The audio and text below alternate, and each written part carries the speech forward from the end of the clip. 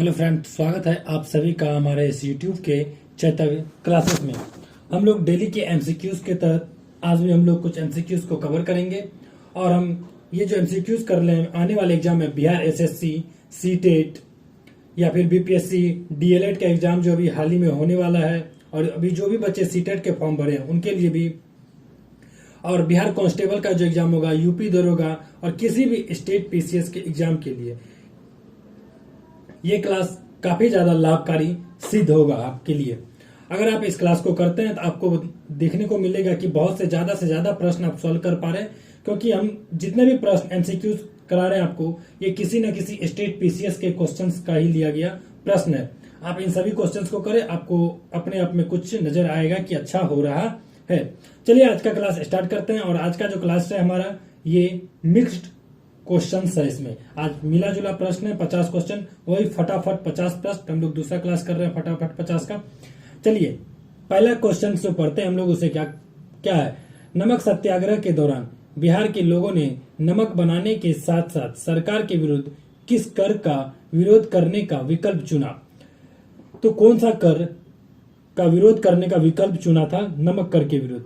मलबा कर, हाथी कर, विकास, उपरोक्त में से एक से अधिक, उपयुक्त में से कोई नहीं। जब नमक सत्याग्रह चल रहा था तो उसमें आपको पता है कि बिहार में नमक तो बनता नहीं है, इसके लिए सरकार ने एक अलग सा कर चलाने के लिए विरोध किया था। तो उस समय चौकीदारी कर बिहार में लिया जाता था, इसलिए बिहार ने चौकीदारी कर चलाने का विरोध किया था। तो इसका आंसर आपको क्या नजर आएगा? कहीं चौकीदारी कर नहीं है, तो इसलिए इसका आंसर क्या हो जाएगा? ई, इनमें से कोई नहीं। उम्मीद है आप लोग को ये क्लास पसंद आएगा, इसलिए आप इस क्लास को शेयर सब्सक्राइब जरूर करें और साथ साथ में कमेंट में जरूर बताएं कि आपको ये क्लास कैसा लगता है। चलिए बने रहिएगा हमारे साथ, अंत तक बने रहिएगा 50 प्रश्न तक। और खास करके बिहार के लोगों को, बिहार पीसीएस के जो भी स्टूडेंट है वे इस क्वेश्चन को जरूर करें, और बिहार टीचर वाले के लिए ये काफी ज्यादा लाभकारी सिद्ध होगा। चलिए दूसरा क्वेश्चन करते हैं। श्री कृष्ण सिंह द्वारा गठित बिहार की निर्वाचित सरकार ने फरवरी 1938 में किस कारण से इस्तीफा दे दिया था? तो आपको देखते हैं कि 1937-38 के आसपास बिहार में श्री कृष्ण सिंह का सरकार बनता है। श्री कृष्ण सिंह को सरकार बनाने का मंत्रण दिया जाता है, लेकिन उन्होंने इस्तीफा देते हैं। रीजन ये होता है, श्री कृष्ण सिंह सरकार को कहता है, ब्रिटिश सरकार को, वो अपने हिसाब से नीति निर्माण की भागीदारी निभाएंगे, जिसके कारण ब्रिटिश सरकार ने उनकी बात को नहीं मानता है। और जब श्री कृष्ण सिंह इस्तीफा दे देते हैं तो बिहार के मोहम्मद यूनिस जो है अपनी सरकार को बनाते हैं, जो कि दूसरी बड़ी पार्टी होती है मोहम्मद यूनिस। तो मोहम्मद यूनिस उस समय 1938 में पार्टी बनाती है। ये ऑप्शन है। चलिए यहाँ पे देखते हैं ऑप्शन क्या है। गांधी जी द्वारा ब्रिटिश के विरुद्ध सत्याग्रह आंदोलन के कारण, भारत की आजादी के आंदोलन में भाग लेने के कारण, वहीं सी है राजनीतिक कैदियों को छोड़ने के कारण, डी उपयुक्त में से एक से अधिक, और ई है इनमें से कोई नहीं। इसका आंसर जो होगा सी होगा। श्री कृष्ण सिंह जो होता है निर्वाचित सरकार से सरकार बनाया होता है इन्होंने, वहीं राजनीतिक कैदियों को छोड़ने के लिए इन्होंने कहा था, जिसमें कि राजनीतिक कैदियों को नहीं छोड़ा गया था। ये भी एक रीजन था, इसलिए इसका आंसर जो हो जाएगा पूरी तरीके से सी नंबर आंसर बिल्कुल सही होगा। चलिए आगे देखते हैं। किसने चंपारण सत्याग्रह के दौरान बिहार में गांधी जी की जान बचाई थी? बिहार में गांधी जी की जान, ये बीपीएससी क्वेश्चन में पूछा गया प्रश्न है, सीधे 68 बीपीएससी में आप देखिएगा पूछा गया। रविंद्र पाठक, बत्तख मियां, हामिद अंसारी, उपयुक्त में से एक से अधिक या कोई नहीं। बत्तख मियां ने इसकी जान बचाई थी। जब बत्तख मियां कहते उस समय इरविन के दरबार में वो रसोईया के काम करते थे। किनका काम? रसोईया के काम, खाना बनाने का काम करता था। जब डॉक्टर राजेंद्र प्रसाद और गांधी जवाहरलाल नेहरू इरविन के बुलाने पर उनके घर पे गए थे कि उनसे मुलाकात करने के लिए, तो उस समय उनके खाने में जहर मिला के दे दिया गया था, जिसमें हम देखते हैं कि बत्तख मियां ने कानों में चुपके से उनको, डॉक्टर राजेंद्र प्रसाद को ये बात बता देते हैं, जिनके कारण से इनकी जान बच पाती है। वहीं आपको पता होगा कि गांधी जी को बिहार में उन्होंने आक्रमण किया था। चंपारण सत्याग्रह कब हुआ था? 1917 में राजकुमार शुक्ला ने इन्हें आमंत्रण दिया था। 1916 लखनऊ अधिवेशन के तहत इनको अधिवेशन में बुलाया गया था। लखनऊ अधिवेशन में इन्होंने चंपारण सत्याग्रह के किसानों को आग्रह सुनने के लिए बुलाया गया था। वहीं चंपारण के सत्याग्रह में जब इसके लिए कमेटी बनाई गई थी, जिसका नाम है चंपारण एग्रीरियन कमेटी, जिसमें गांधी जी भी शामिल थे। चलिए आगे देखते हैं। असहयोग आंदोलन के दौरान, असहयोग आंदोलन कब होता है आपको पता होना चाहिए। एक होता है खिलाफत, एक होता है असहयोग। खिलाफत आंदोलन 1919 के आसपास शुरू होता है, 1922-23 के आसपास खत्म होता है। फिर 1919 में खिलाफत के साथ साथ असहयोग आंदोलन चालू हो जाता है। फिर एक सविनय अवज्ञा आंदोलन जो 1930 में जाके स्टार्ट होता है। चलिए, ये क्या असहयोग आंदोलन के दौरान किसने बिहार में किसानों की अगुवाई की थी? बिहार में किसानों की अगुवाई किसने की थी असहयोग आंदोलन के साथ? श्री कृष्ण सिंह, स्वामी विद्यानंद, राजकुमार शुक्ला, उपयुक्त में से एक से अधिक, और ई है इनमें से कोई नहीं। इसका जो आंसर होगा कौन होगा, जल्दी से बताइए। इसका जो आंसर होगा बी नंबर, इसका जो आंसर होगा स्वामी विद्यानंद। स्वामी विद्यानंद ने इन्होंने अगुवाई की थी 1919 से 1920 के आसपास। दरभंगा में किसान आंदोलन के प्रमुख नेता स्वामी विद्यानंद ही थे। तो इसका आंसर क्या होगा? बी। किसान आंदोलन का प्रमुख नेता भी यही थे। 5 नंबर क्वेश्चन देखते हैं कि प्रथम बार संघर्ष के तरीकों के रूप में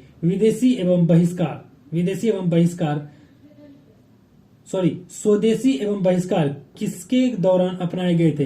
यानी कि स्वदेशी कपड़ा को अपनाया गया था और विदेशी को हटाने की बात कही थी। होम रूल आंदोलन, साइमन कमीशन, बंगाल विभाजन। बंगाल विभाजन के समय ऐसा देखने को मिला था। कब बंगाल विभाजन का समय? बंगाल विभाजन कब होता है? 1905 में, जब लॉर्ड कर्जन बंगाल प्रेसिडेंसी का विभाजन करते हैं, उसी समय स्वदेशी आंदोलन को अपनाया गया और इसका विरोध किया गया। उसी समय रविन्द्रनाथ टैगोर भी नाम सुने होंगे, उन्होंने एक गीत गाया था। उस गीत का आप नाम बताइएगा कि कौन सा गीत उन्होंने गाया था। चलिए आगे बढ़ते हैं। 6 नंबर क्वेश्चन देखते हैं क्या है। 1906 में आयोजित भारतीय राष्ट्रीय Congress INC, Indian national Congress के कलकत्ता अधिवेशन में 1906 में, ये कलकत्ता अधिवेशन में भारत के लिए स्वराज का झंडा किसके द्वारा फहराया गया था? जब 1906 का कलकत्ता अधिवेशन हुआ था तो भारत के लिए स्वराज का झंडा किसने फहराया था? गोखले, एओ, दादाभाई नौरोजी। इसका जो आंसर होगा सी, दादाभाई नौरोजी। इसका बिल्कुल सही आंसर होगा। 1906 में दादाभाई नौरोजी कांग्रेस के क्या थे? अध्यक्ष थे। इन्होंने ही स्वराज पार्टी के लिए झंडा फहराने के बारे में बात कही थी। चलिए 7 नंबर क्वेश्चन देखते हैं फ्रेंड्स। हम लोग जल्दी जल्दी क्वेश्चन को सॉल्व करने की कोशिश करते हैं ताकि जल्दी से जल्दी कम समय में हम लोग 50 प्रश्न को देख सके। चलिए 7 नंबर क्वेश्चन को देखते हैं क्या। 7 नंबर, स्वतंत्रता संग्राम के दौरान भारतीय राज्यों, ब्रैकेट में दिया गया, कश्मीर, निजाम के हैदराबाद, त्रावणकोर आदि जैसे भारतीय शासकों द्वारा शासित राज्यों में एक समांतर आंदोलन शुरू किया गया था। उस जो समांतर आंदोलन शुरू किया गया था उस आंदोलन का नाम क्या था? ए ऑप्शन में है स्वराज आंदोलन, बी है राज्य जन आंदोलन, फिर सी है प्रजा मंडल, डी है उपयुक्त में से एक से अधिक, और ई है उपयुक्त में से कोई नहीं। इसका जो आंसर होगा सी, स्वतंत्रता संग्राम के समय जो है प्रजामंडल आंदोलन को अपनाया गया था। कौन सा? प्रजामंडल आंदोलन को अपनाया गया था इन सभी जगहों पे। वहीं 8 नंबर क्वेश्चन देखते हैं कि भारतीय स्वतंत्रता संग्राम के बारे में निम्नलिखित में से कौन सा कथन सही है? जब भारतीय स्वतंत्रता संग्राम होता है उसके बारे में इनमें से कौन सा कथन सही है उसके बारे में पूछा गया है। ए, वर्ष 1921 में महात्मा गांधी को गिरफ्तार किया गया था। चौरी चौरा कांड के कारण गांधी जी ने असहयोग आंदोलन से हाथ खींच लिया था। ये तो बिल्कुल सही है। चौरी चौरा कांड कहां हुआ था? उत्तर प्रदेश में हुआ था, जिसके कारण से वहां से हाथ खींच लिया था। ठीक है। फिर सी है, गांधी जी ने अपना पहला प्रमुख सार्वजनिक भाषण बनारस हिंदू विश्वविद्यालय में दिया था। ये भी सही है। इस हिसाब से जो इसका आंसर होगा ए नंबर आंसर बिल्कुल सही होगा। ए नंबर होगा। ए नंबर में कहता पंडित मालवीय बनारस हिंदू विश्वविद्यालय के उद्घाटन के अवसर पर गांधी जी भाषण देने गए हुए थे उस समय। आपको जिसका आंसर होगा ए नंबर आंसर होगा, जो कि बिल्कुल गलत है। 1921 में वे गिरफ्तार नहीं होते हैं। चलिए 9 नंबर क्वेश्चन देखते हैं। अब्दुल कलाम आजाद के द्वारा किस पत्रिका को संपादित किया था? अब अब्दुल कलाम आजाद इनमें से कौन से पत्रिका को संपादित किए थे, यानी कि कौन से पत्रिका उन्होंने निकाला था? जमींदार, द कॉमरेड, अल हिलाल और अल बिलाग अब्दुल कलाम आजाद द्वारा निकाला गया पत्रिका है। 1912 में उन्होंने उर्दू में अल हिलाल निकाला था। ये एक साप्ताहिक पत्रिका थी। ये कौन सा प्रकार पत्रिका? सप्ताह में हर एक सप्ताह आता था। इसी के खिलाफ देखते हैं 1909 में मार्ले मिंटो सुधार के तहत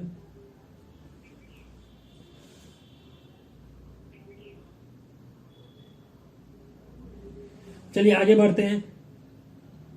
10 नंबर क्वेश्चन देखते हैं। 10 नंबर में क्या है कि 10 नंबर क्वेश्चन है कि 19वीं शताब्दी के अंत में इतिहास के अध्ययन ने भारत में राष्ट्रीयता की भावना, याद रखिएगा यहाँ पे की और अलग अलग कर दीजिएगा, की भावना, राष्ट्रीयता की भावना पैदा करने में किस प्रकार मदद की? 19वीं शताब्दी में जो इतिहास के अध्ययन था उन्हें राष्ट्रीयता की भावना को पता करने में किस प्रकार मदद की थी, भावना पैदा करने में? ए, ब्रिटिश शासन के तहत दयनीय स्थितियों को बदलने और संघर्ष करने के लिए लोगों से आग्रह करके। बी है, इतिहास की पुनर्व्याख्या करके और अंग्रेजों द्वारा भारतीयों को पिछड़ा आदमी और खुद पर शासन करने में असमर्थ के रूप में चित्रित करने का खंडन करके। सी है, भारत के गौरवशाली अतीत के बारे में लिखकर और लोगों से उनकी उपलब्धियों पर गर्व करने का आग्रह कर। और डी है, उपयुक्त में से एक से अधिक, और ई है, इनमें से कोई नहीं। इसका जो आंसर होगा डी नंबर होगा, उपयुक्त में से एक से अधिक कारणों से उन्होंने किया था। आपको बता दें कि अलग अलग संदर्भों में इन्होंने इसकी व्याख्या की थी। वही भारतीय राष्ट्रीय आंदोलन के संदर्भ में जब भारतीय राष्ट्रवादी ने दो प्रमुख विचार दिया था, एक साम्राज्यवादी विरोधी और एक था राष्ट्रीय एकता का प्रतिनिधित्व किया था। अलग अलग शब्दों में अगर देखा जाए तो कोई भी व्यक्ति हो, आंदोलन या संगठन जो इन दो विचारों का अभ्यास और समर्थन करता है उसे राष्ट्रवादी माना जा सकता है। वहीं भारतीय स्वतंत्रता संग्राम के दौरान राष्ट्रवादी की भावना को विकसित करने के लिए इतिहास की पुनर्व्याख्या भी की गई थी और साथ साथ ही अन्य काम भी किए गए थे। वहीं अंग्रेज भारतीयों को पिछड़े और आदिम के रूप में देखते थे, जो कि खुद पर शासन में अक्षम मानते थे। हम लोग को क्या मानता था? हम लोग शासन नहीं कर सकते थे, वे खुद को योग्य मानते थे और हम लोगों को अयोग्य मानते थे अंग्रेजों ने। चलिए 11 नंबर क्वेश्चन देखते हैं। 11 नंबर का क्वेश्चन कहता है, नगरों में असहयोग आंदोलन के संबंध में निम्नलिखित में से कौन सा कथन सही नहीं है?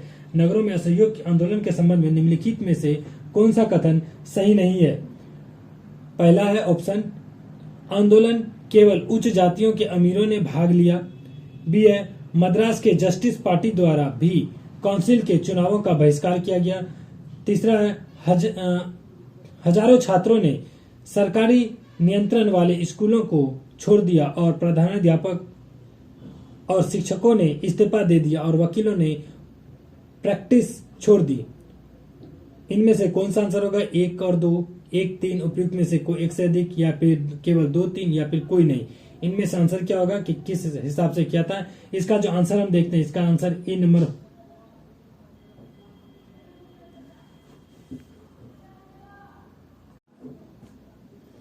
इसका जो आंसर देखते हैं, इसका जो आंसर ए नंबर होगा। 1 और 2, 1 और 2 क्या था? आंदोलन में केवल उच्च जातियों और अमीरों ने भाग लिया। ये सही बात है कि कई कथन ये बिल्कुल गलत है कि उच्च जातियों सिर्फ भाग नहीं लिया था। वही मद्रास जस्टिस पार्टी द्वारा भी काउंसिल के चुनाव का बहिष्कार किया गया, इसलिए ए नंबर आंसर क्या होगा? इसका ए नंबर सही होगा। ये दोनों गलत है।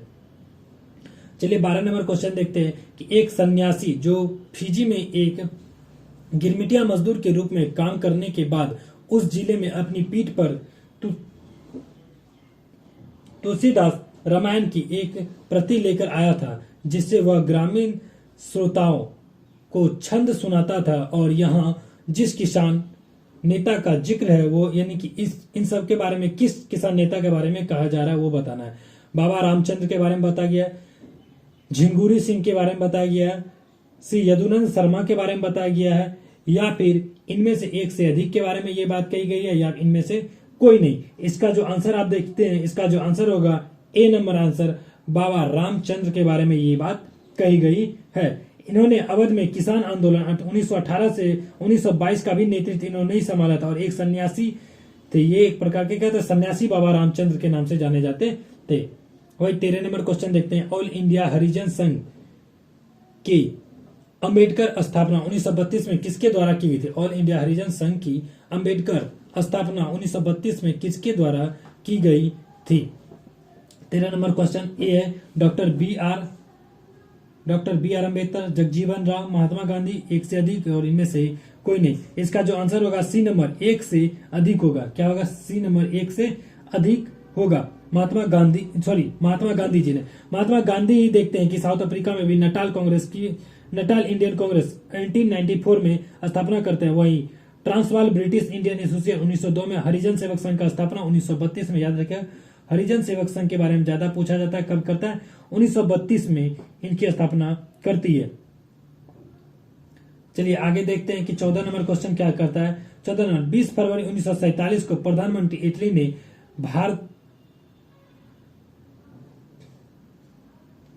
20 फरवरी 1947 को प्रधानमंत्री एटली ने भारत से ब्रिटिश शासन को कब तक वापस लेने की घोषणा की थी?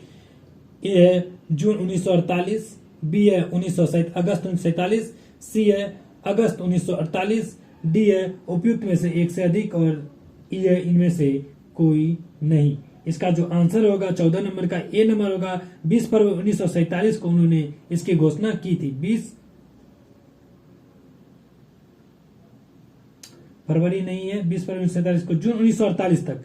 20 फरवरी 1947 को यह घोषणा किया गया कि जून 1948 तक ये चीज हम खत्म कर देंगे, इसलिए इसका आंसर क्या होगा? ए नंबर आंसर बिल्कुल सही आपको देखने को मिलेगा। कौन सा? ए नंबर आंसर, ए नंबर।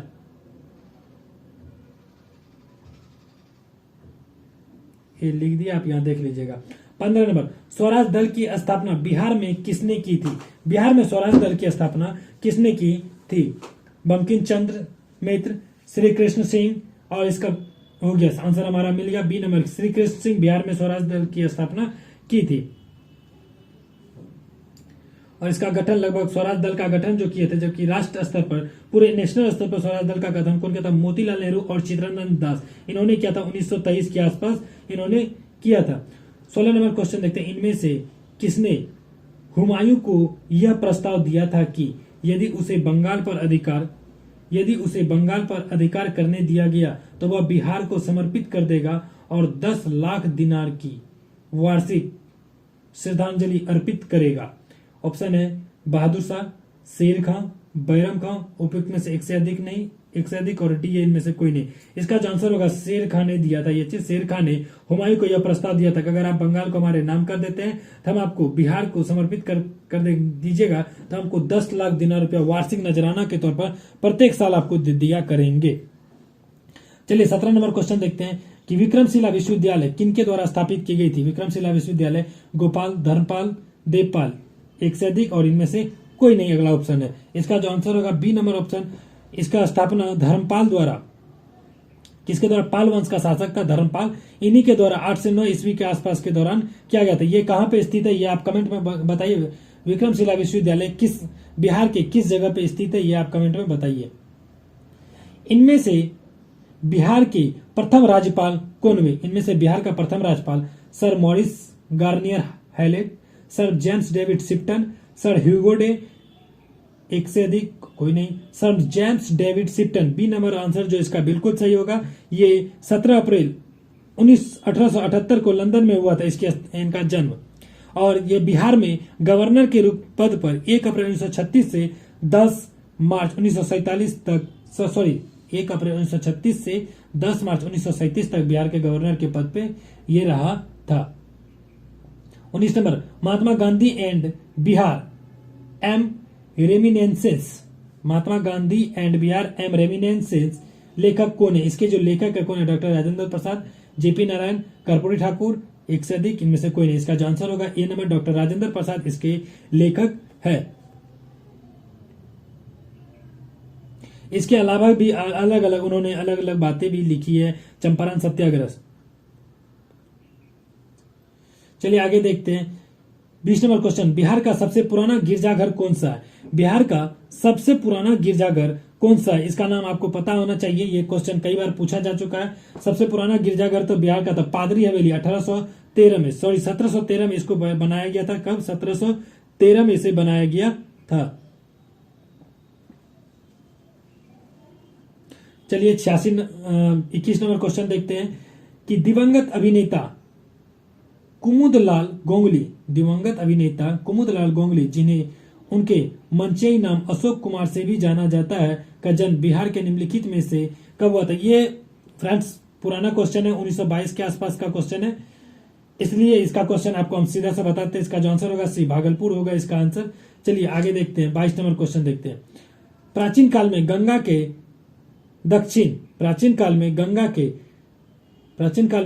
दक्षिण क्षेत्र को क्या कहा जाता था? प्राचीन काल में गंगा के जो दक्षिण क्षेत्र था उसको क्या था? अनर्थ, तक्षशिला, चोल, एक से अधिक, इनमें से कोई नहीं, क्योंकि गंगा के दक्षिणी क्षेत्र को प्राचीन काल में मगध के नाम से जाना जाता था। आपको पता है कि मगध बहुत ही ज्यादा फेमस जगह रहा था, बहुत ही बड़ा 16 महाजनपदों में सबसे बड़ा था। उसकी राजधानी कहाँ थी? राजगिरी, या फिर जिसे गिरिब्रज भी हम कहते हैं। ये महाभारत काल का सबसे शक्तिशाली राज हुआ करता था, और इसकी शक्तिशाली राजा, इसका सबसे शक्तिशाली जो राजा था जरासंध का पुत्र जरासंध था, जो कि बृहद्रथ का पुत्र था। चलिए 23 नंबर क्वेश्चन देखते हैं। भारतीय उपमहाद्वीप में लोहे का प्रयोग कब शुरू हुआ? जब भारतीय उपमहाद्वीप में लोहे का प्रयोग कब शुरू होता है, इसके बारे में पूछा गया। 900 ईसा पूर्व, 9000, 6000, बी है, माफ कीजिएगा नीचे यहाँ बी दे दिया गया, बी है 12000 ईसा पूर्व। इसका जो आंसर होगा ई नंबर हो जाएगा, इनमें से कोई नहीं। इसका सही आंसर होगा 2400 से 1800 ईसा पूर्व के आसपास के बीच तेलंगाना में ये चीज पाया गया था। 2400 से 1800, कब? 2400 से 1800, भारत में 2400 से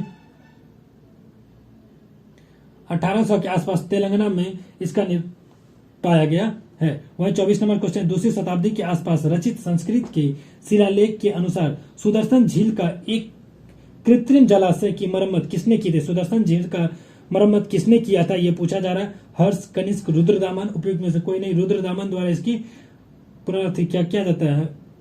पुनर्निर्माण कराया जाता है, यानी कि ये पहले ठीक ठाक रहता है तो उसे अगर प्रॉब्लम आता है तो उसको ठीक करता है ये।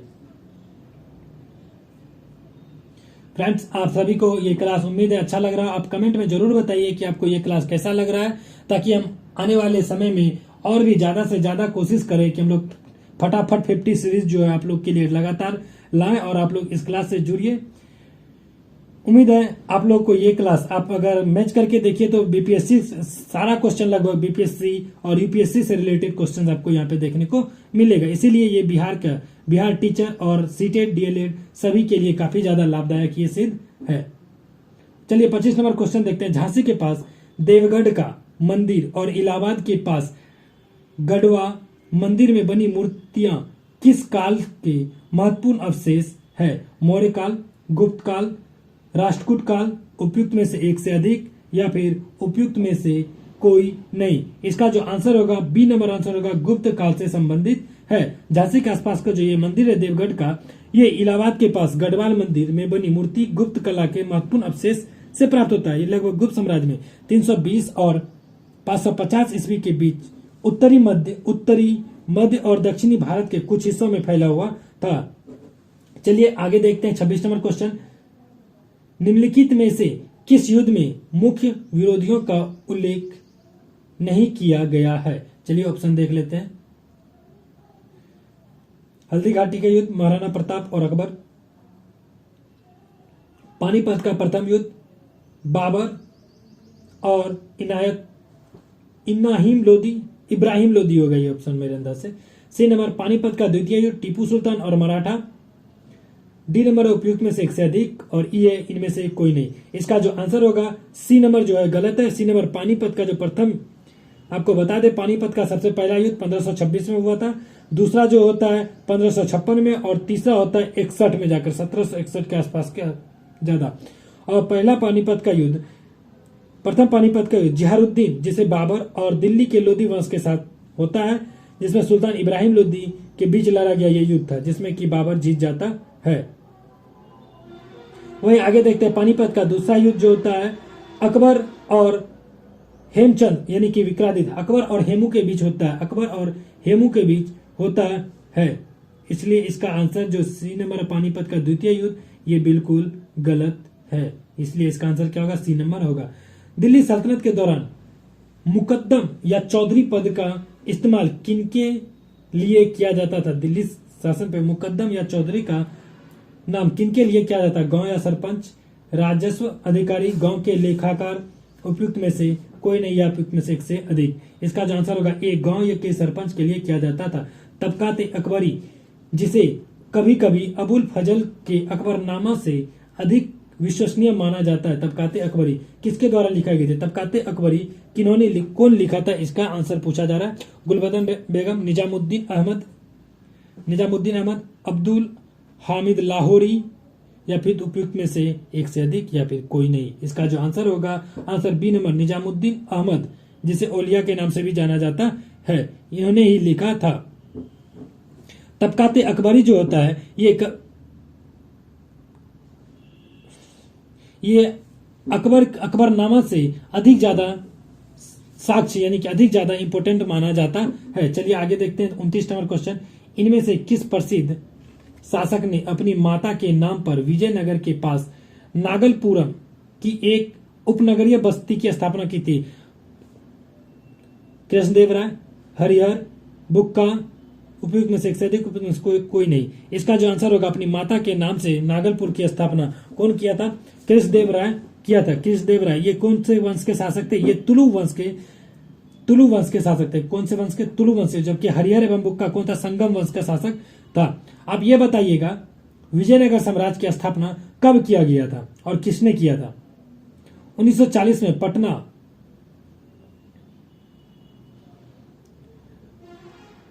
1940 में पटना महिला महाविद्यालय की स्थापना निम्नलिखित में से किस समाज द्वारा की गई थी? 1940 में जो पटना महाविद्यालय है, इनमें से किस समाज के द्वारा की गई थी? ए नंबर ऑप्शन है Sisters of the Apostolic Carmel, Sisters of the Apostolic Carmel. B है सोसाइटी ऑफ जीसस। सी आपको सी दिखा देते हैं, सी है आयरिश क्रिश्चियन ब्रदर्स। एक से अधिक, इनमें से कोई नहीं। इसका जो आंसर होगा ए नंबर आंसर होगा, बिल्कुल ए नंबर आंसर बिल्कुल सही होगा।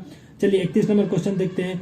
इनमें से किसने 1947 में भारत और पाकिस्तान के बीच अंतर्राष्ट्रीय सीमा रेखा खींचने के लिए स्थापित की गई दो सीमाओं का नेतृत्व किया था? दो सीमाओं का, भारत और पाकिस्तान के बीच जब सीमा रेखा खींचा जा रहा था, उसका नेतृत्व किया था Cyril Radcliffe, AP Moon, V Alexander. उपयुक्त में से एक से अधिक, उपयुक्त में से कोई नहीं। इसका आंसर होगा एपी मून। जब 1947 में भारत पाकिस्तान के बीच सीमा खींचा जा रहा था, उस समय उसका नेतृत्व यही कर रहे थे। कौन? बी नंबर आंसर बिल्कुल सही होगा। 32 नंबर क्वेश्चन देखते हैं। किसने बंगाल में महालवारी बंदोबस्त प्रणाली की शुरुआत की थी? बंगाल में महालवारी बंदोबस्त की शुरुआत किसने की थी? लॉर्ड हेस्टिंग, लॉर्ड कॉर्नवालिस, ये आपको पता होगा, अस्थायी बंदोबस्त से रिलेटेड है। Holt Mackenzie.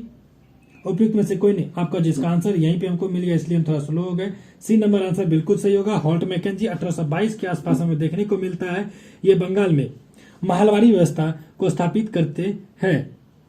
महलवारी व्यवस्था में क्या था कि समाज में डायरेक्ट महाजन से ना लेकर के किसानों के महाल से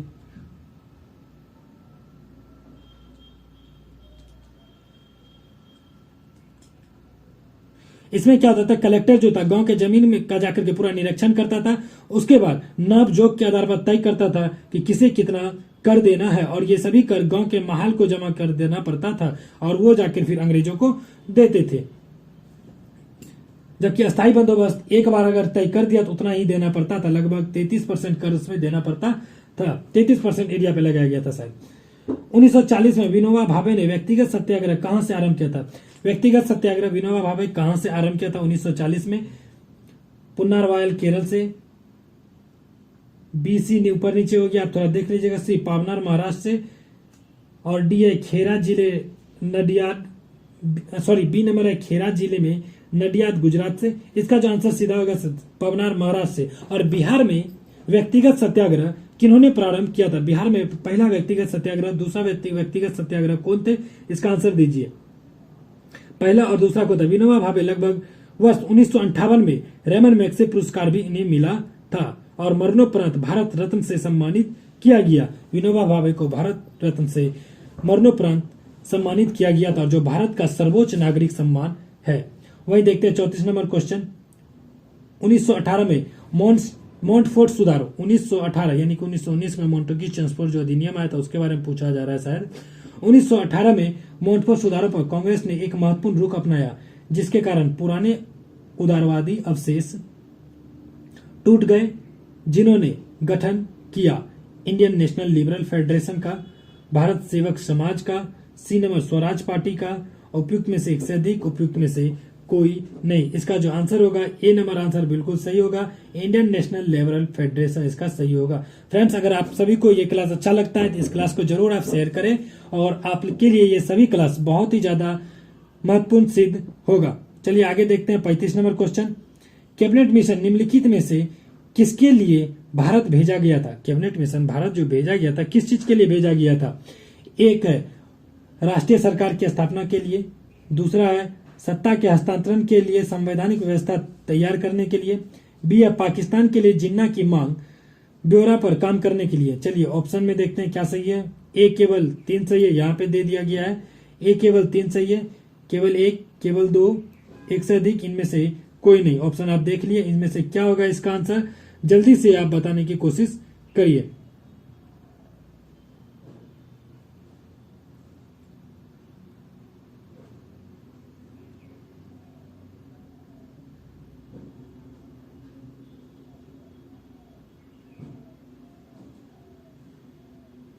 इसका आंसर जो होगा सी नंबर होगा। इसका आंसर क्या होगा, सी नंबर आंसर। केवल 2 सही होगा। इसका जो आंसर है सी नंबर, केवल 2 सही है। सत्ता हस्तांतरण के लिए एक संवैधानिक व्यवस्था तैयार करने के लिए। चलिए 36 नंबर क्वेश्चन देखते हैं कि पहला तैरता हुआ सौर ऊर्जा संयंत्र बिहार में किस स्थान पर है। चलिए ये बिहार से रिलेटेड क्वेश्चन है जो कि करंट से आपको होगा। आपको ये पता होगा कि पहला तैरता हुआ सौर संयंत्र बिहार में कहां पर स्थित है।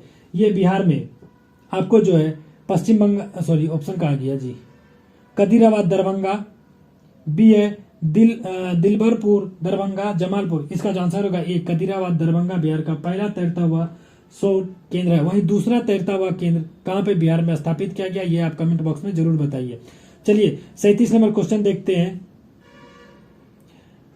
भारत में निम्नलिखित में से किस राज्य की सीमा बिहार के अधिकतम जिलों से लगती है। इनमें से कौन सा राज्य है जिसका सीमा बिहार के अधिकतम जिलों से लगती है। चलिए आपको मैप बना देते हैं थोड़ा सा। यहां आप देख सकते हैं कि इधर लगभग इतने राज्य हमारे पास, इधर 3 राज्य आपको मिल जाएगा, ऊपर 7 राज्य लगता है नेपाल से, इधर 8 राज्य आपको लगेगा यूपी से, और नीचे भी 8 राज्य आपको लगता है किससे, झारखंड से, और पश्चिम बंगाल से कितने राज्य, 3 राज्य लगता है। तो इनमें से क्या भारत में निम्नलिखित में से किस राज्य की सीमा बिहार के अधिकतम जिलों से लगती है। ऑप्शन 2 होना चाहिए, या तो यूपी होगा या झारखंड होगा। अगर ये दोनों नहीं होगा तो इसका आंसर क्या हो जाएगा, डी हो जाएगा।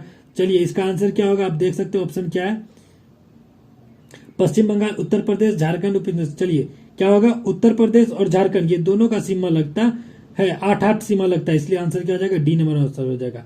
38 नंबर, निम्नलिखित में से कौन सा भागलपुर से मिर्जाऊ चेऊ की ओर रेल मार्ग में बिहार का अंतिम रेलवे स्टेशन है। मिर्जाऊ चौक की ओर बिहार का रेल मार्ग में बिहार का अंतिम रेलवे स्टेशन इनमें से कौन सा है।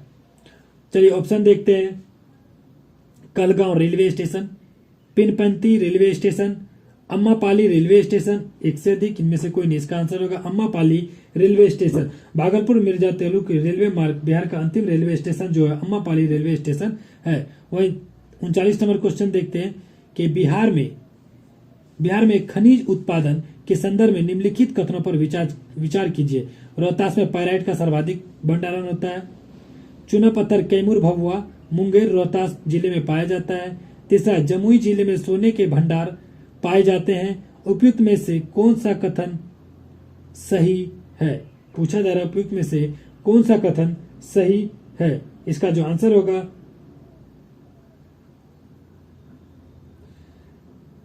ई नंबर होगा, इनमें से कोई नहीं, उपयुक्त में से कोई नहीं। इसका आंसर क्या होगा, बिल्कुल सही होगा, क्योंकि देखिए केवल 1-3 नहीं होगा, केवल 3 नहीं होगा, 1 या 2 नहीं होगा, इसलिए इसका जो आंसर होगा ई नंबर होगा। चलिए आगे देखते हैं 40 नंबर क्वेश्चन क्या है। अब हम लोग, और यहां से 10 क्वेश्चन और बचा हुआ है, जल्दी से करते हैं। बिहार में बहने वाली, और क्लास भी लंबा हो चुका है, बिहार में बहने वाली पवित्र नदी फल्गु निम्नलिखित में से किन नदियों के संगम से बनती है। आपको बता दें फल्गु नदी बिहार के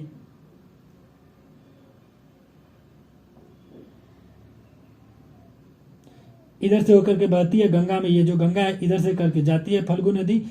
तो पूछा जा रहा है दक्षिण की ओर, दक्षिण बिहार की ये नदी है। आप सीधा समझिए कि कौन सी नदी है, दक्षिण बिहार की नदी है।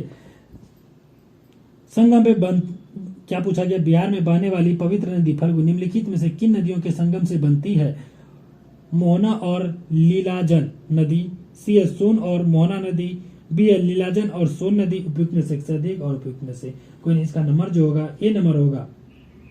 ये नदी बिहार में फल्गु, मोहना और लीलाजन नदियों के संगम से बनती है, मोहना और लीलाजन।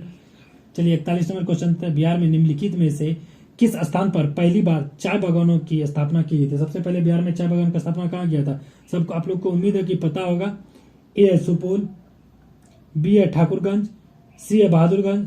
उपयुक्त में से एक से अधिक, उपयुक्त में से कोई नहीं। इसका जो होगा किशनगंज में, किशनगंज के कहा ठाकुरगंज में, ये ठाकुरगंज जो पड़ता है किशनगंज क्षेत्र के अंतर्गत पड़ता है। लगभग 15,000 एकड़ भूमि पर पहली बार चाय की खेती की गई थी और किशनगंज को ही बिहार के दार्जिलिंग के रूप में भी जाना जाता है। चलिए 42 नंबर क्वेश्चन देखते हैं। बिहार में निम्नलिखित जिलों का आरोही दशक जनसंख्या वृद्धि 2001 से 11 का अनुक्रम, यानी कह रहा है कि 2001 से 11 के आसपास बिहार का जो जनसंख्या वृद्धि है इनमें से किस राज्य में आरोही क्रम में है। ऑप्शन है किशनगंज मधेपुरा, किशनगंज मधेपुरा सिवान, सिवान किशनगंज मधेपुरा, मधेपुरा किशनगंज सिवान। उपयुक्त में से एक से अधिक, उपयुक्त में से कोई नहीं। इसका जो आंसर होगा बी नंबर हो जाएगा, सिवान किशनगंज मधेपुरा। चलिए 43 नंबर, बिहार में कृषि आधारित उद्योगों में किस खाद्य उद्योग का प्रभुत्व है। बिहार में कृषि आधारित उद्योग में किस खाद्य उद्योग का सबसे ज्यादा प्रभुत्व है। गन्ना, अनाज आधारित उद्योग, दाल उद्योग। उपयुक्त में से एक से अधिक, उपयुक्त में से कोई नहीं। इसका जो आंसर होगा बी नंबर आंसर ज्यादातर सही होगा। अनाज आधारित उद्योग ज्यादातर यहाँ पे उपजाया जाता है। आप देखते हैं कि गेहूं, चावल और मक्का की ज्यादा खेती की जाती है यहाँ पे, इसलिए ये होगा आंसर।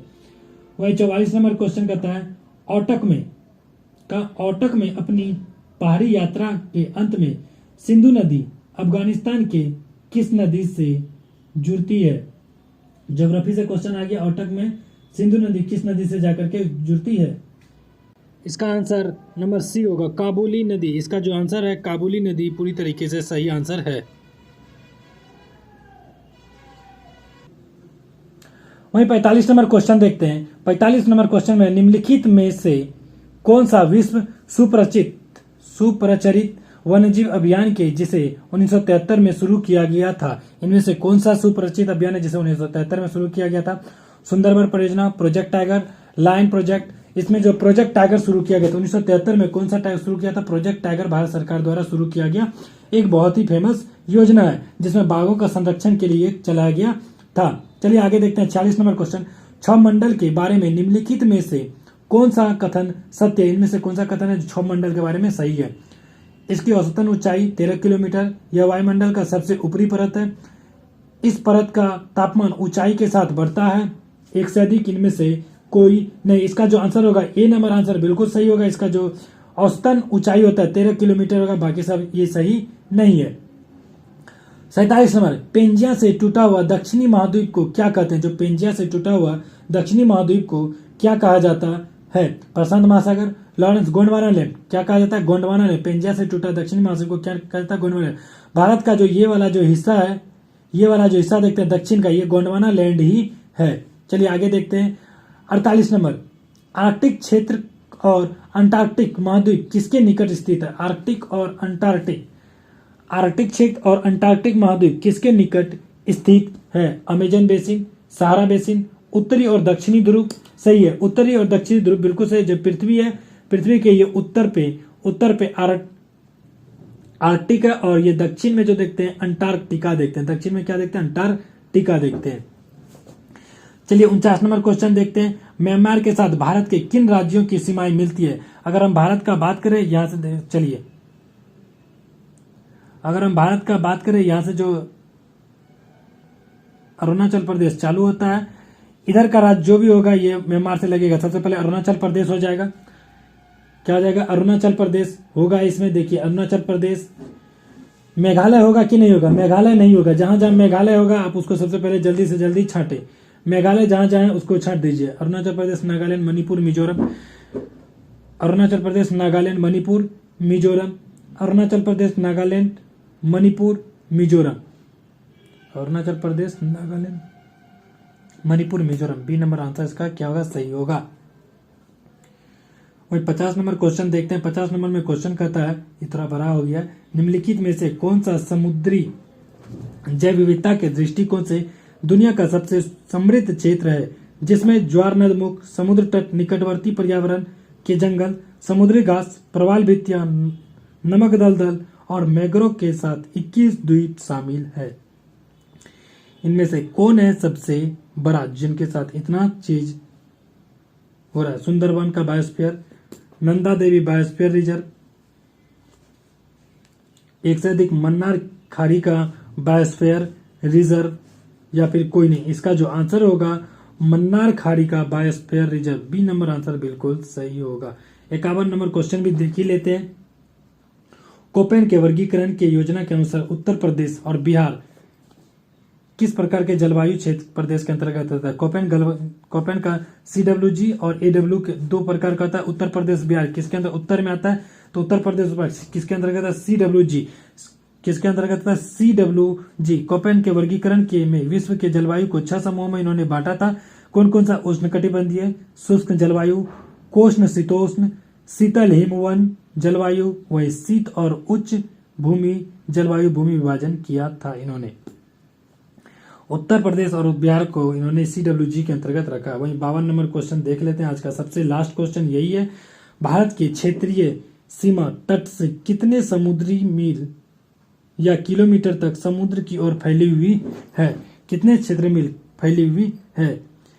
10 समुद्री मील यानी 19.9 किलोमीटर, 16 समुद्री मील 25.9 किलोमीटर, सी है 12 समुद्री मील 21.9 किलोमीटर, एक से अधिक इनमें से कोई नहीं।